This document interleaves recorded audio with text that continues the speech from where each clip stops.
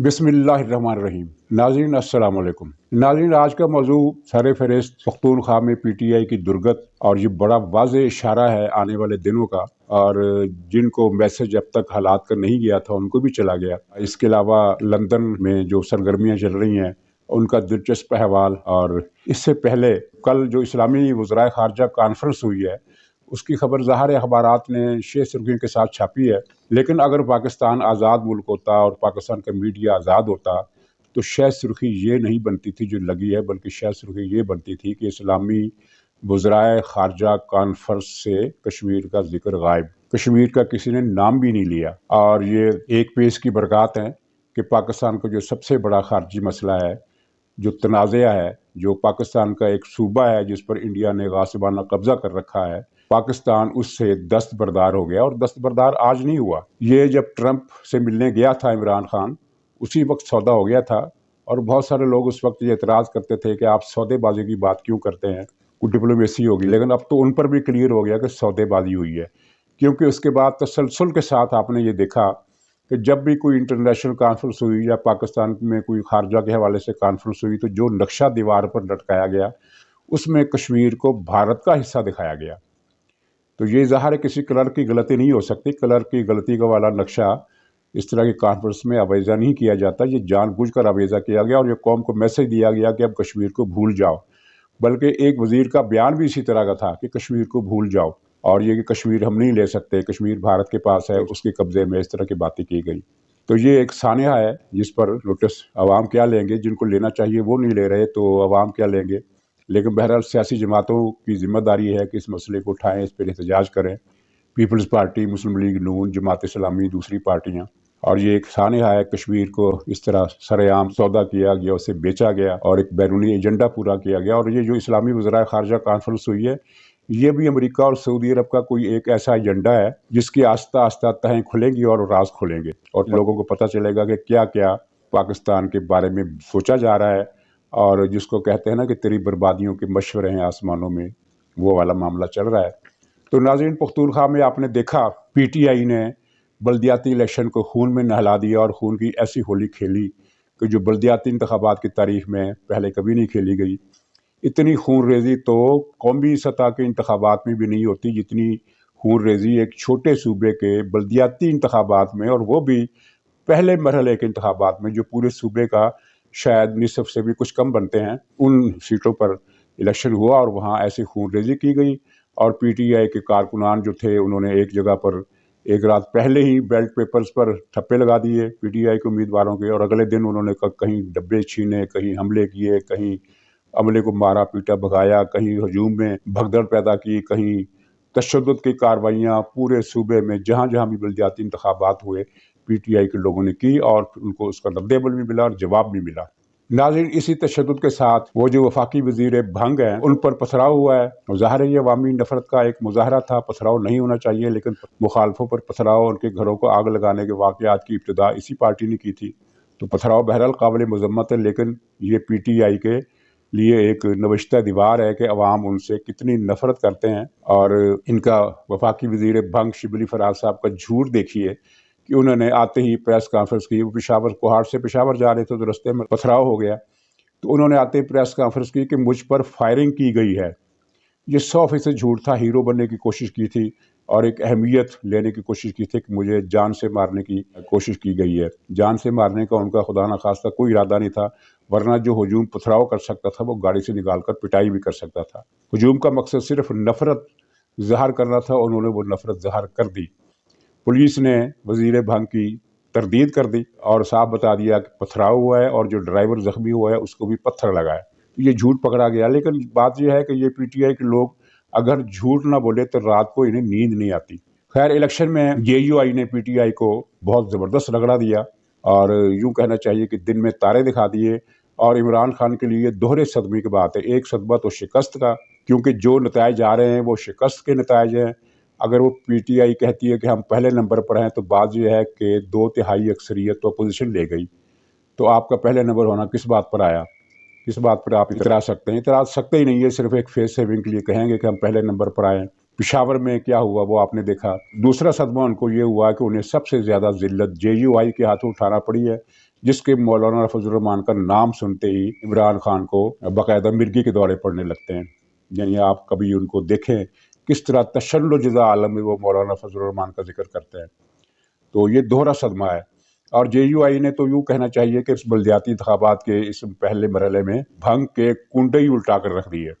اور پختونخوا وہ صوبہ ہے جو پی ٹی آئی کا بیس کیمپ ہے. سب سے زیادہ حمایت اسی صوبے میں تھی کا لفظ میں نے اس لیے کہا کہ جب دوسرے الیکشن ہوئے جس میں اس نے 2/3 اکثریت حاصل کی تو وہ جعلی 2/3 اکثریت تھی. ایکچولی دوسرے انتخابات میں جو 2018 میں ہوئے پی ٹی آئی پختونخوا میں بھی ہار گئی تھی. یہ صرف پچھلی مرتبہ جیتی تھی اور وہ بھی اکثریت کے ساتھ نہیں بلکہ اسے مخلوط اتحاد بنا کر حکومت میں آنے کا موقع ملا تھا، ورنہ وہ حکومت نہیں بنا سکتی تھی. اور دوسرے الیکشن میں اس کی کارکردگی کی وجہ سے عوام نے اسے ووٹ نہیں دیے، لیکن جعل سازی سے فیضوں کی فیض رسانی سے اس نے وہاں 2/3 اکثریت صوبائی اسمبلی میں لے لی. جبکہ پچھلے 5 برسوں میں پختونخوا تعلیم اور غربت کے حوالے سے پاکستان کے تمام صوبوں سے پیچھے چلا گیا. یہ سرکاری رپورٹیں بھی یہی بتاتی ہیں اور عالمی اداروں کے سروے بھی یہی بتاتے ہیں کہ پختونخوا میں سب سے زیادہ غربت ہے اور پختونخوا میں سب سے زیادہ بچے اسکولوں سے باہر ہیں، اور سب سے زیادہ تباہ حال اگر ہسپتال اگر کسی صوبے کے ہے تو وہ بھی پختونخوا کے ہیں.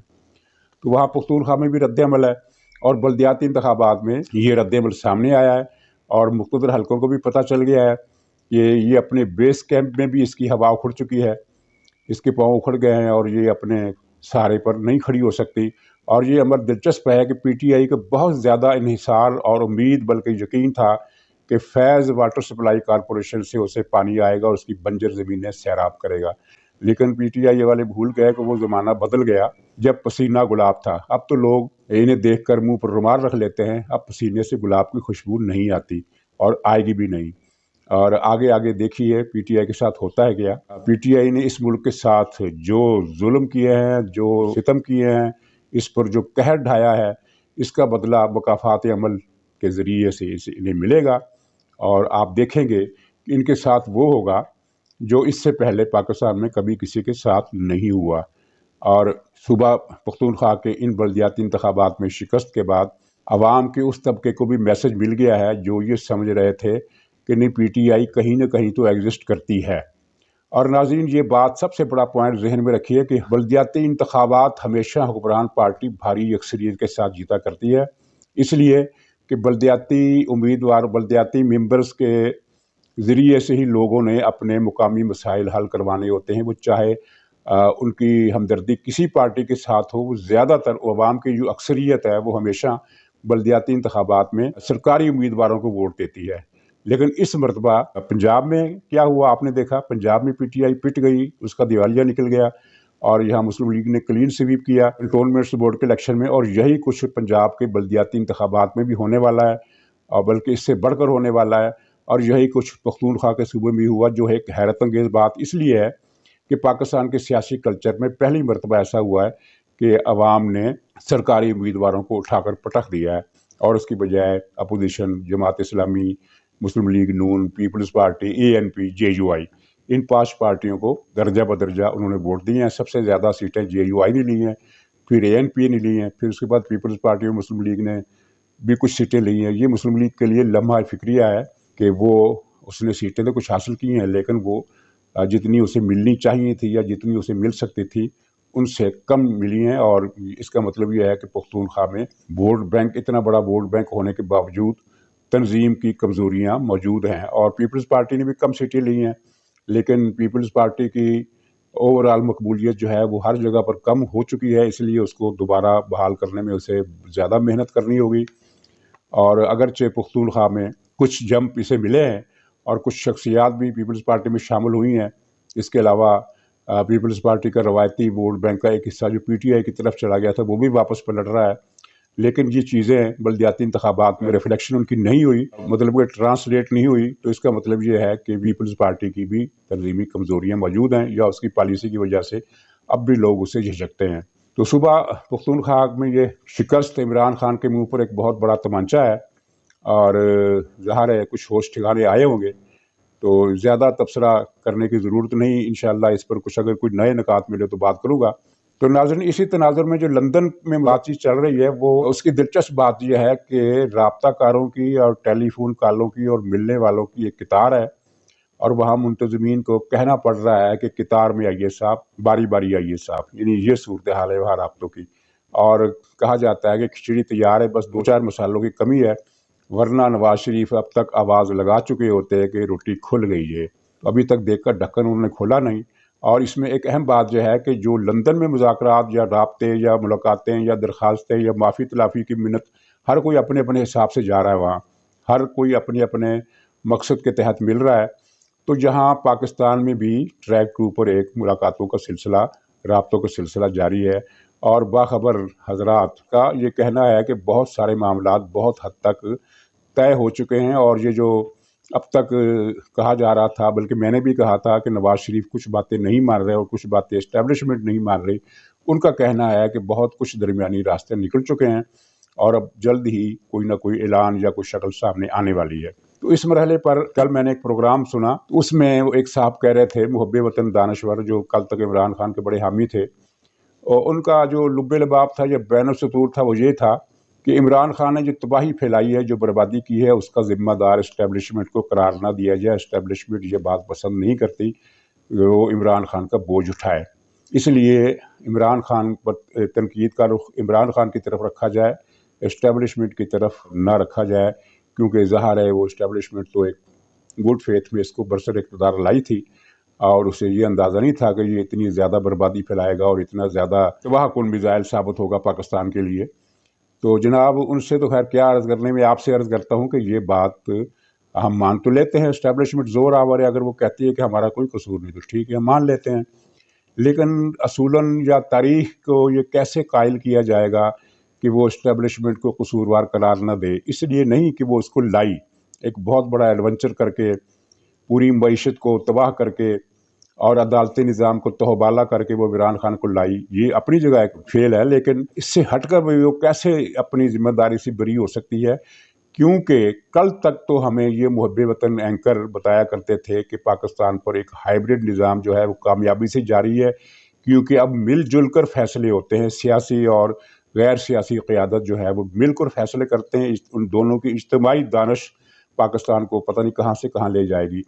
کل تک تو یہ کریڈٹ لے رہے تھے کہ فیصلے اجتماعی ہو رہے ہیں، تو اگر اجتماعی فیصلوں کا جو کریڈٹ لیا گیا ہے تو بات یہ ہے، سوال یہ ہے حضور کہ جو تباہی آئی وہ انہی اجتماعی فیصلوں کی وجہ سے آئی، تو پھر ہم کیسے فیصلہ کریں کہ کسے بری کرنا ہے اور کس کو قصوروار ٹھہرانا ہے؟ یہ سوال ہم تاریخ پر چھوڑ دیتے ہیں یا عوام پر چھوڑ دیتے ہیں۔ ناظرین، آخر میں کراچی کی صورتحال پر ایک مختصر تبصرہ کہ کراچی میں کل جماعت اسلامی نے ایک بہت بڑا مظاہرہ کیا، بہت بڑی ریلی نکالی، جس کا نام تھا کراچی بچاؤ ریلی۔ کراچی کے ساتھ وفاقی حکومت کا رویہ بھی دشمنوں جیسا ہے اور سندھ حکومت کا رویہ بھی دشمنوں جیسا ہے، چنانچہ کراچی تباہ ہو رہا ہے، وہاں پانی نہیں ہے، وہاں کوئی سسٹم نہیں ہے، ٹرانسپورٹ کا بھی کوئی سسٹم نہیں ہے، اور جرائم کی اتنی کثرت ہے کہ حیرت ہوتی ہے کہ جس شہر کے چپے چپے پر رینجرز موجود ہیں، چپے چپے پر، اور شہری کو تلاشیوں کے ایک لمبے عمل کے ساتھ گزر کر ایک سڑک سے دوسری سڑک پر جانا پڑتا ہے، تو وہاں جرائم کی یہ کثرت ہے کہ اس وقت اسٹریٹ جرائم کے حوالے سے میرا خیال ہے کہ دنیا کا کوئی شاید ہی کوئی شہر ایسا ہوگا جو کراچی کے مقابلے پر آ سکے۔ تو کراچی کے مسائل، وہاں غربت بھی ہے، وہاں کے لوگوں کو روزگار بھی نہیں ملتا، وہاں اردو بولنے والوں کو ایک قسم کے تعصب اور بلکہ نسلی امتیاز کا سامنا کرنا پڑتا ہے، اور اتنے زیادہ معاملات ہیں کہ اگر ان پر لکھا جائے تو کوئی لوحوں کی ایک پوری کتاب بن سکتی ہے۔ تو کوئی سیاسی پارٹی کراچی کے لیے اٹھنے کو تیار نہیں، پیپلز پارٹی ہر صورت میں کراچی کو کرش کرنا چاہتی ہے، کیونکہ اسے پتہ ہے کہ یہاں سے نیلسن منڈیلا کی پارٹی آ کر جیت سکتی ہے، ہم جیت نہیں سکتے، کیونکہ کراچی میں پیپلز پارٹی 2 علاقوں تک محدود ہے۔ تو ایم کیو ایم جو ہے وہ ایک بلیک میلنگ کی زد میں ہے، ان کی فائلیں ہیں، انہوں نے 14-15 سال جو کراچی میں قتل عام کیے، بھتے لیے، لوٹ مار کی، پلاٹوں پر قبضے کیے، تو ان سب کی فائلیں بڑی سرکار کے پاس ہیں، چنانچہ وہ کراچی کے مسائل پر کوئی آواز اٹھانے کے قابل نہیں ہے۔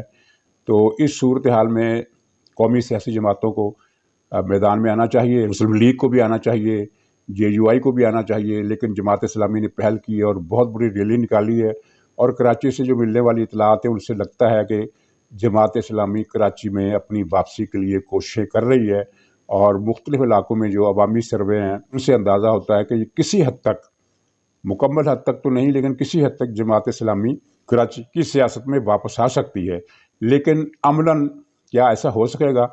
اس کا انحصار اسٹیبلشمنٹ کی پالیسی پر ہے۔ اگر وہ پالیسی بدل دیتی ہے تو یہ ایسا ممکن ہے، ورنہ نہیں۔ پالیسی فی الحال یہ ہے کہ قومی سوچ رکھنے والی کسی پارٹی کو کراچی میں کام کرنے کی اجازت تو ہوگی، لیکن اسے آگے آنے کی اجازت نہیں ہوگی، اور اگر یہ پالیسی بدل جاتی ہے تو پھر کراچی میں کچھ بہتر صورتحال پیدا ہو سکتی ہے۔ تو ناظرین، دعائے خیر کے ساتھ اجازت چاہتا ہوں، انشاءاللہ کل پھر ملاقات ہوگی، تب تک کے لیے خدا حافظ۔